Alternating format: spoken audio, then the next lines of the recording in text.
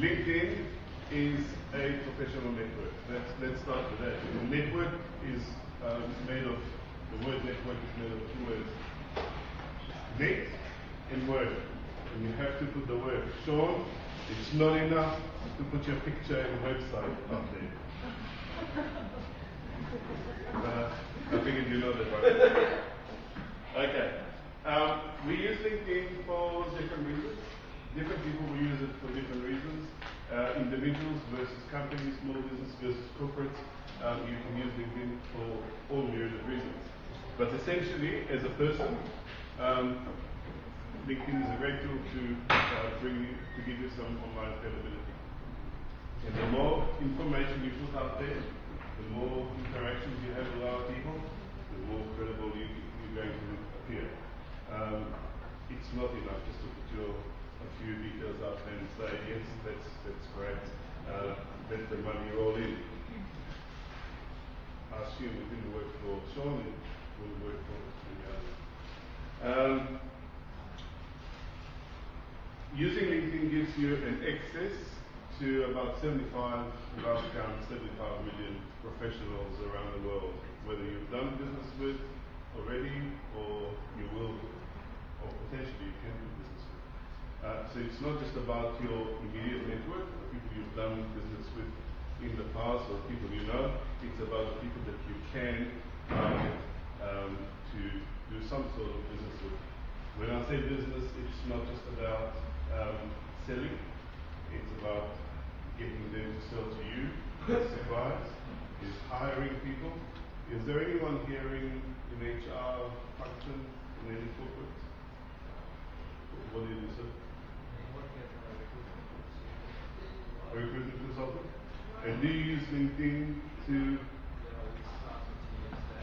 Yep. Okay. That's a great example. A recruitment just found another way to advertise jobs.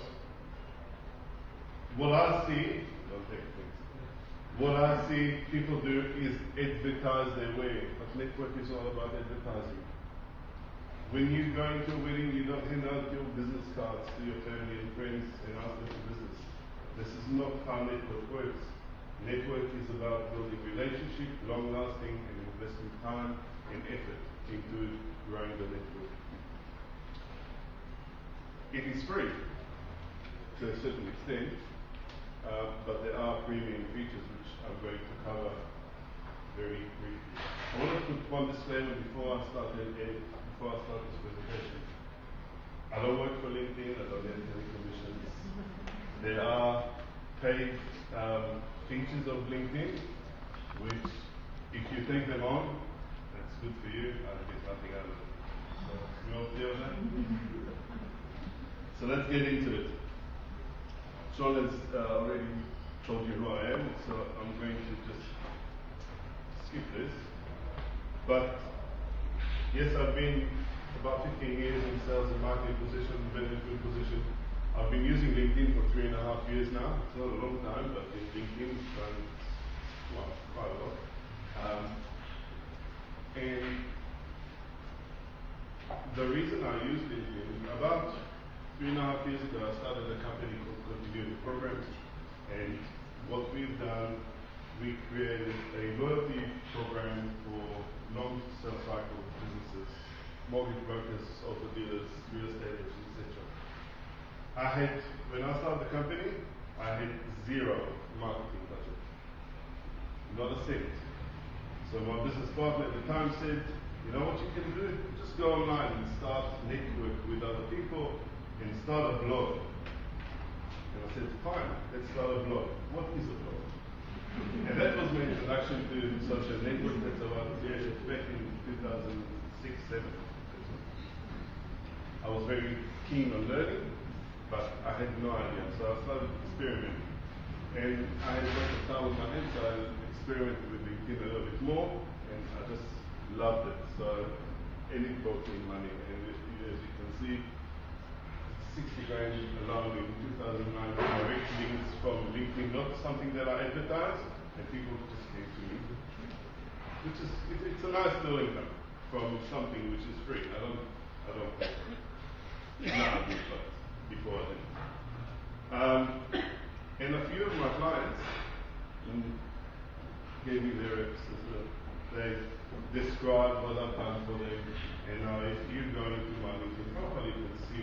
people say about me and about my LinkedIn training. So this is why you should be listening to me. We have a video that will not work, but let's start from the beginning. You're all you're all registered on LinkedIn, that's it. But some people will have a work address. Who's got a work address or a corporate email address as their login email? Okay.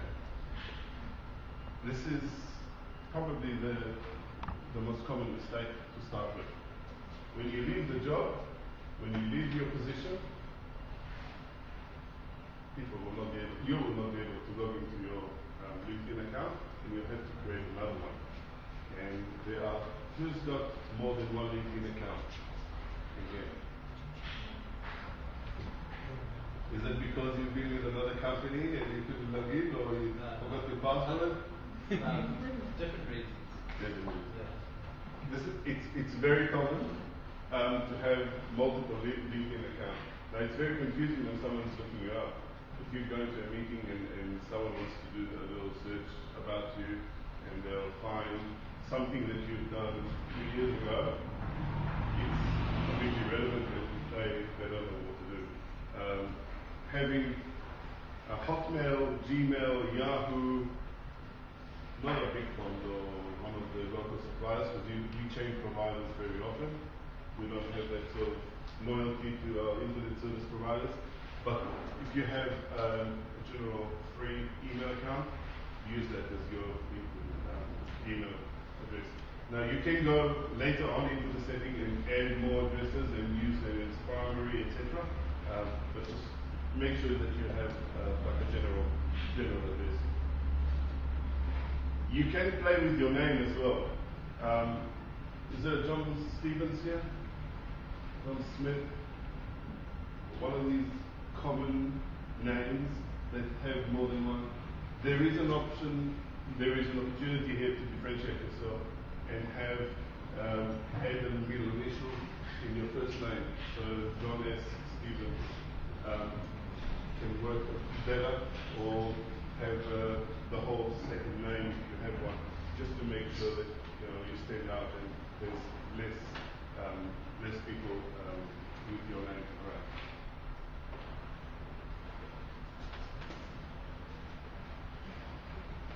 So we started with your name.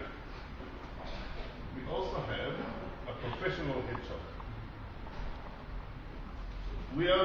This is a professional network, so we need a professional face next to so people can recognize us.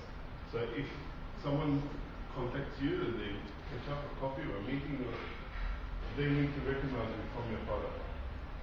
So if you went fishing and you put your salmon, holding your salmon, and there's a little speck of your face and a big salmon next to you, it's not working very well, let me tell you. So a professional headshot, it can be a crop of any photograph that you can. Just put something that people can recognize your face from it. And current. If you put a picture from 30 years ago, it's not. This is probably the most difficult exercise of using LinkedIn as a whole. To Dorothy before about the difficulties of promoting yourself. This is promoting yourself. Your tagline has to summarize your professional career or who you are professionally. It is probably the most difficult thing to do, and normally I would recommend to do that, to come up with a tagline for you professionally, not the job that you're working in, not what you do currently, not the company this is not who you are professionally. Your professional title is basically made out of your summary, which is here somewhere. We'll get to a little bit later.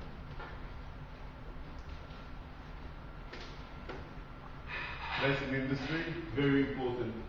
People need to know when people search for you, if you want to be found by other people and they know that beginning to make sure that they can search and find you in Sydney, Australia. Marketing and advertising, this is my industry. Even though I work in the finance sector, I was not in financial services. I was still a marketing guy in marketing and advertising. Or in sales, if I'm in sales, I'm a salesperson within a finance industry or a medical or hospitality or whatever it is. It's still what I am and what is my professional title within marketing. There's a status update. Status update, I don't update every day. Some people connect it to their Twitter streams and have. Now we've got solutions. We want to do an event. We want to create an event. We want to invite people, but we don't want to invite everybody. Because some people will be from overseas, some people will be from out of town. We want to do something very local, such as the 9-day social media challenge. We'll look at Sydney area, how many people we've got in the Sydney area. We're going to send an invitation to all of them. Now, in Sydney, I've got 397. At the time that I did this, 397 connections in Sydney. I'll probably have to do multiple emails as well, because you can only go up to 50 at a time. Once I've got everybody, then I want to send an email to, I'll just click send message. And that's basically as simple as it gets to do multiple emails. Groups is probably for me the best source of information, industry information. I subscribe to a lot of different groups. There's at the moment about 700,000 groups on LinkedIn. Anywhere from alumni to companies and universities, industry groups, special interest groups, everything. Some people will create like a social group, or even a company within the company will have a group for a certain type of clients. The groups, you can have as many, you can set as many as you want. You can only be a member of 50. I'm not sure there is a cap on how many groups you can set up. But basically, if you run your business and you get all your clients into one group and start sharing some information, not advertise to them, but share something that is valuable to them and let them network between them, it will make you the hub. So you are the center of attention because you facilitate the activity. Does that make sense?